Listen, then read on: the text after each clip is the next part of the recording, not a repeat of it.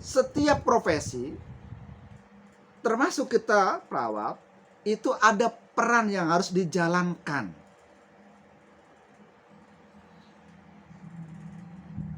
Selama ini peran yang masih menonjol di kita itu masih difokuskan berorientasi pada peran sebagai care provider, pemberi layanan kesehatan. Perawat puskesmas itu ada peran yang harus dia jalankan. Di antaranya adalah peran sebagai case finder, penemu kasus. Selama ini seringkali yang pertama kali menemukan kasus adanya suatu masalah kesehatan di masyarakat siapa?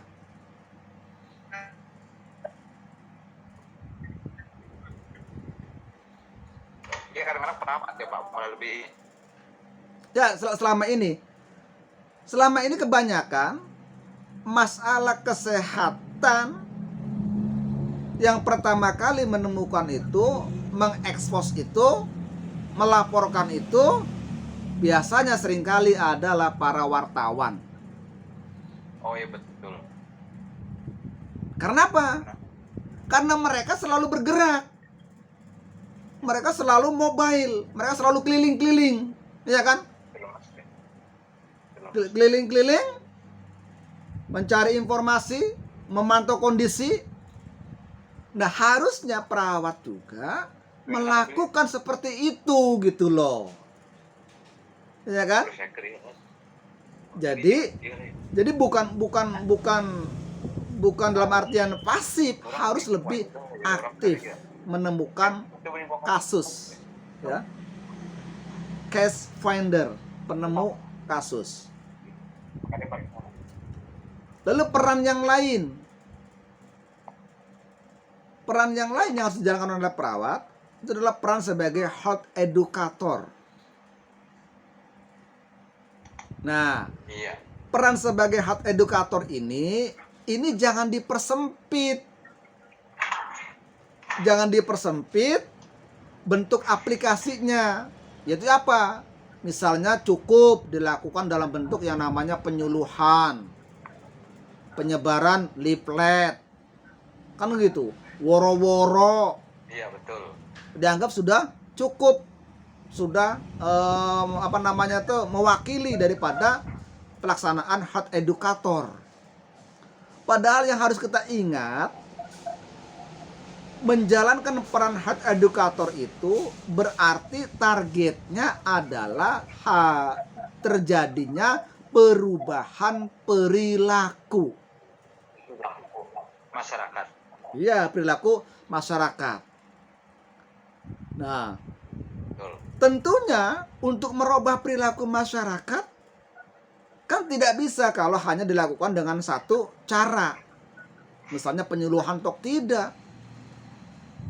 Ini harus dibimbing, dituntun, terprogram, terpola. Iya kan? Dibuat program. Berapa kali pertemuan? Pada pertemuan pertama ini apa targetnya? Kan itu kan, pertemuan kedua, ketiga, dan seterusnya. Sehingga tercapailah yang namanya tujuan pendidikan kesehatan, yaitu terjadinya perubahan perilaku.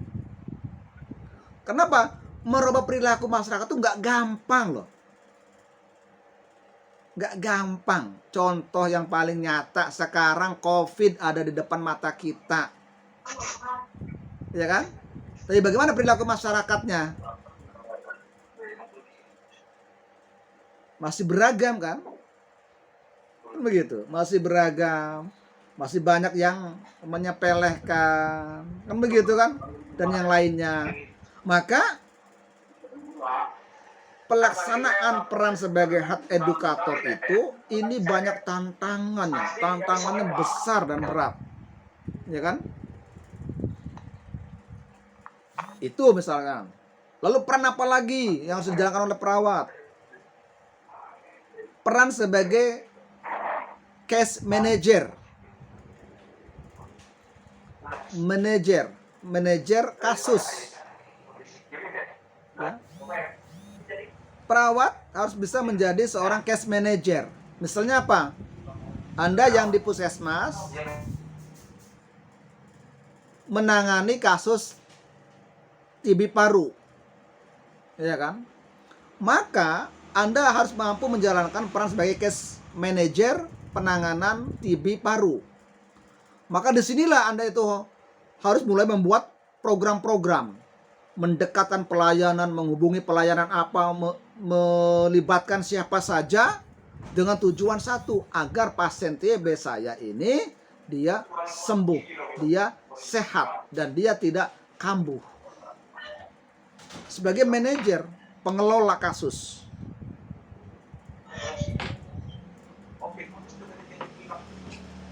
Kemudian ada peran lagi yang lain.